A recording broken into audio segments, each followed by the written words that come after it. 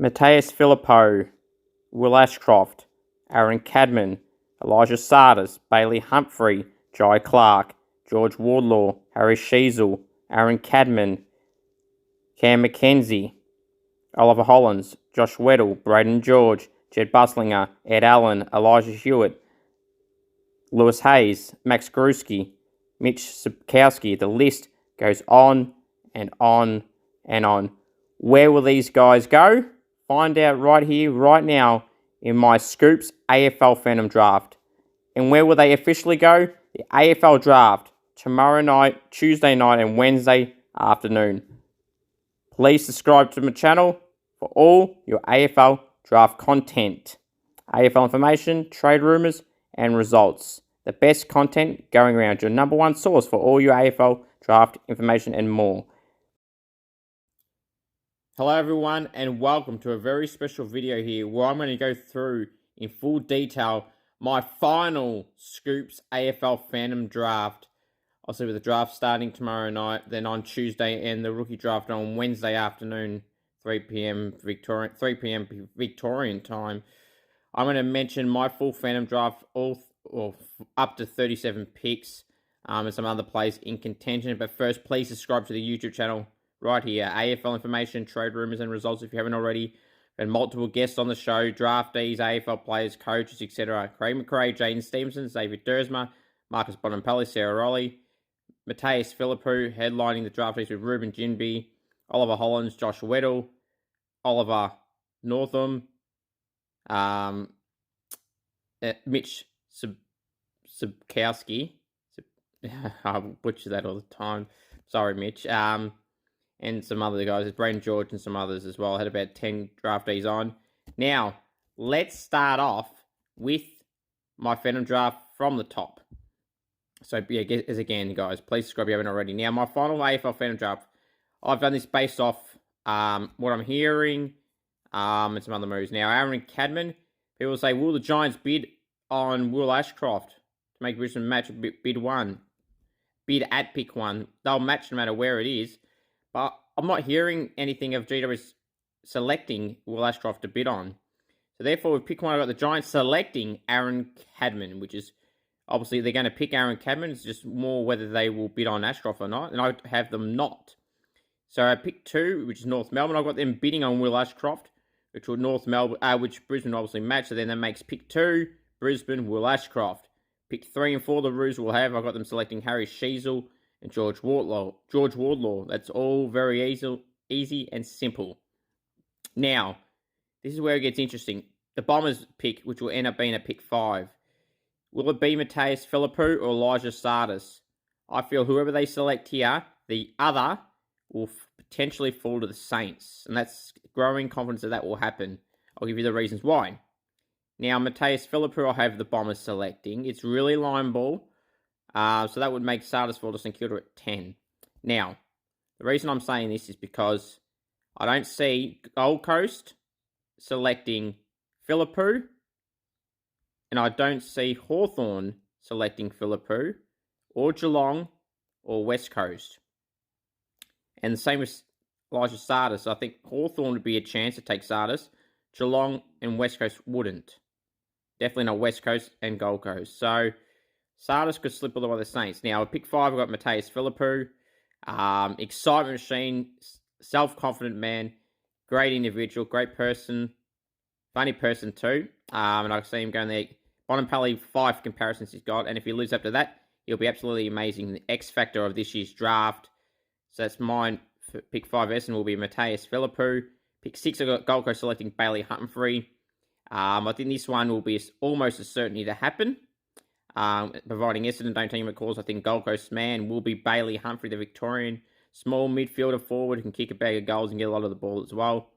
At pick 7 for the Hawks, I've got them selecting St Kilda NGA Academy player and Victorian inside mid, like Clayton Oliver, and that is Cam McKenzie. Hawthorn did say that they are going to select an inside mid. Enter Cam McKenzie, Ruben Ginbey, and Elijah Sardis. So that rules out everyone else around that pick. So I don't see them taking Jai Clark either now, with that comment, if they're telling the truth. Which I've got them taking Cam McKenzie. thought, well, there's this Ruben Ginbey and Elijah Sardis if he's still available. I feel Cam McKenzie, the local of the, with Sardis, but I think Cam McKenzie is more of a pure inside mid, which is what the Hawks need, and Cam McKenzie is that guy. Gold Coast, by the way, too, did say they want a versatile mid, which is why Bailey Humphrey was also why I selected him there. And Geelong at pick 8, they will select 100% Jai Clark if he is available.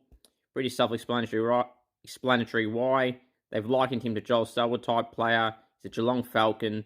Geelong have said, they've got on the record, said they love Jai Clark and they want to take him if available, so therefore he's their first choice. And they also consider Ruben Ginbey, who I have the Eagles then select, and they could go Sardis or Ginbey.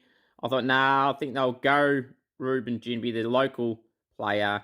Inside mid, can play off halfback as well. Very obvious choice for me. For the Eagles, if available, young star of the future will Ruben Ginbey.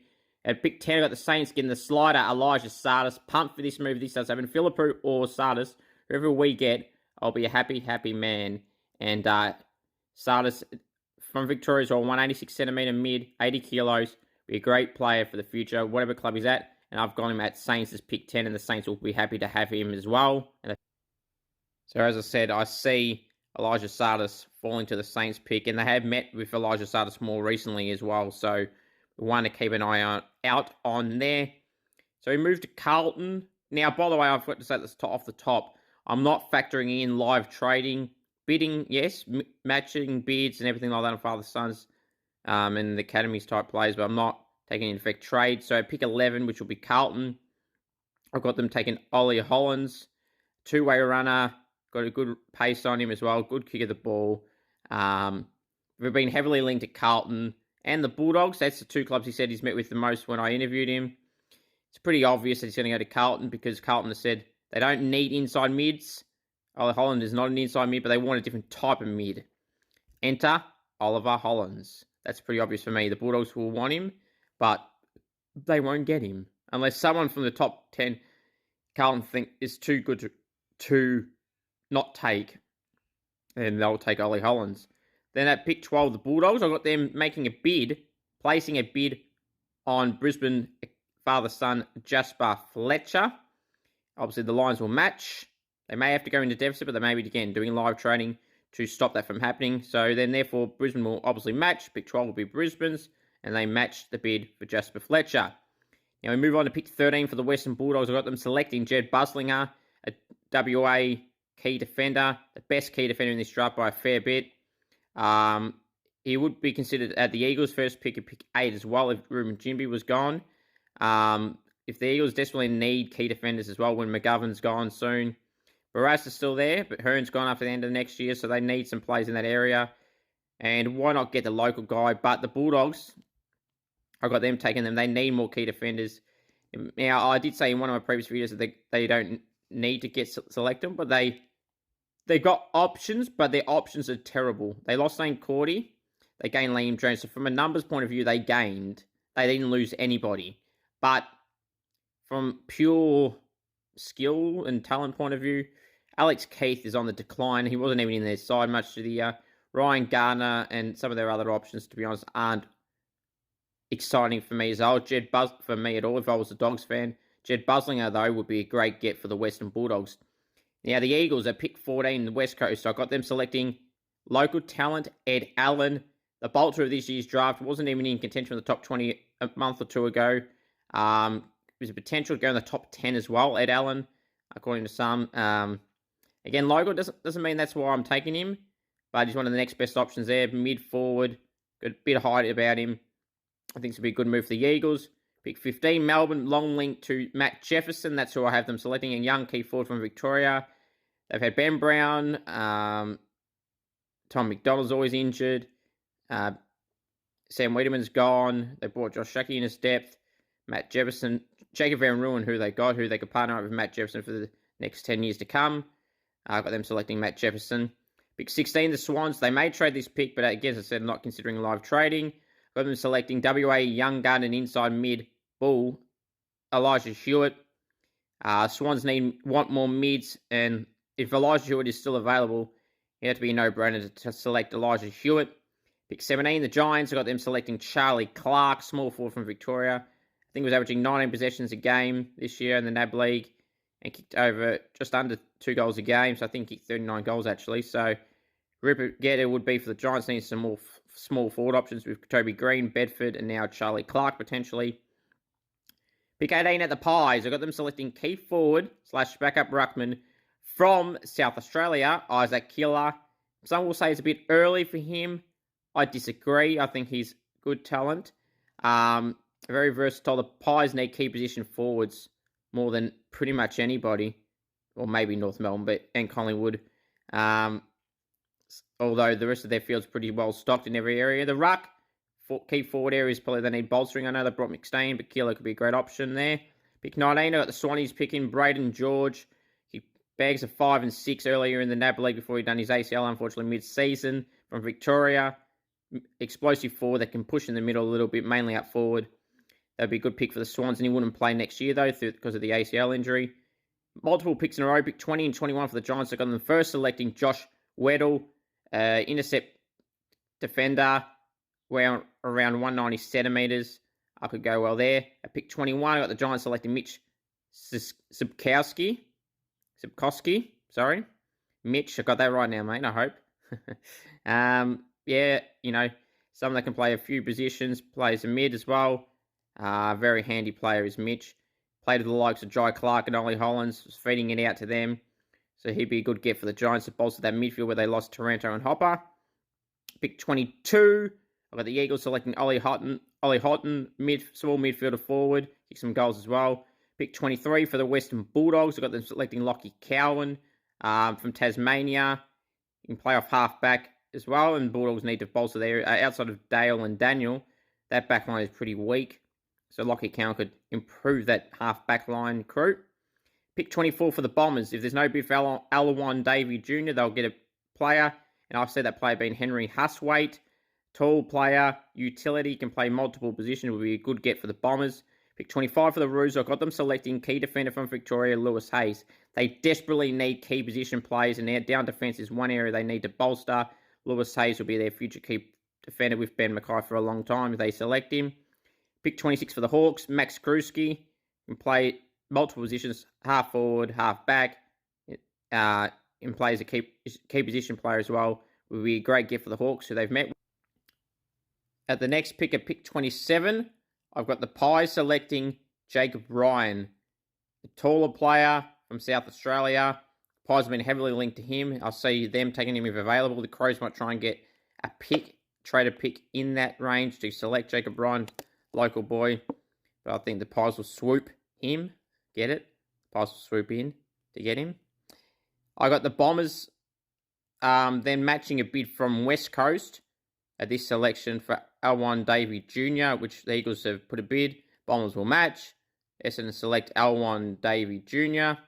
So that leaves West Coast with pick 29. I have them selecting Thomas Scully, South Australian, really tall, young ruck, can play up forward as well.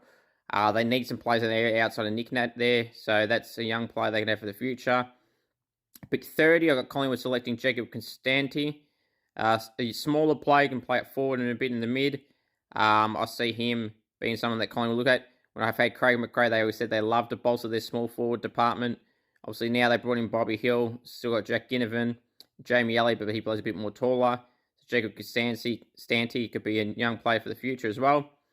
Now St Kilda at pick 31, I have them bidding on Harry Ralston, a GWS Academy player, midfielder. The Giants will match at pick 31. That puts the Saints at pick 32. But I've got them placing a bid on Adelaide's Academy player Max Michalani, a key defender. The Crows will match, so that means the Crows selecting at pick 32. Then the Saints move to pick 33, and I got them selecting Harry Lemmy, a key forward that can play in the ruck as well, from South Australia. A lot of these type of players from SA. And Harry Lemmy, got a few other players I may consider in that similar field. Phoenix Foster, Harry Barnett, but I got them selecting Harry Lemmy from South Australia, tall forward, can play ruck as well. Speaking of ruckman and from South Australia, pick 34, got Carlton selecting Harry Barnett. Some people will say, oh, Scoops, I don't think he'll last this long. He may very well not. But if he is, Carlton will swoop on him and they'll take him. Fremantle at 35, Jet Adams, a local player, their first pick in the draft, could play in a few positions, especially down, or mainly down as a key defender. Picks 36, I got the Giants selecting Sam Gilbey from Perth, can play multiple positions. I think he broke his leg mid-year, so hopefully he can be back early in the season for the Giants. It got a few roles he can play off the wing and halfback as well, could be handy for them. But the final pick that I'm going to mention, with pick 37 for the Saints, is Ethan Phillips, a mature age player from the VFL for Port Melbourne. I think he had about 11 intercept possessions a game, or 13, about 4 marks a game, contested mark machine as well, I think 3 a game. So he's a very good player from the VFL, probably the first VFL player to be picked up. And then others in the mix, as I mentioned, Phoenix Foster, Blake Drury, Noah Long, Darcy Jones, and Ollie Northam, sorry. So we'll wait and see. Thanks you all for tuning in. I'll have draft coverage each and every day for the next week. And then please subscribe. Thank you all. Good night.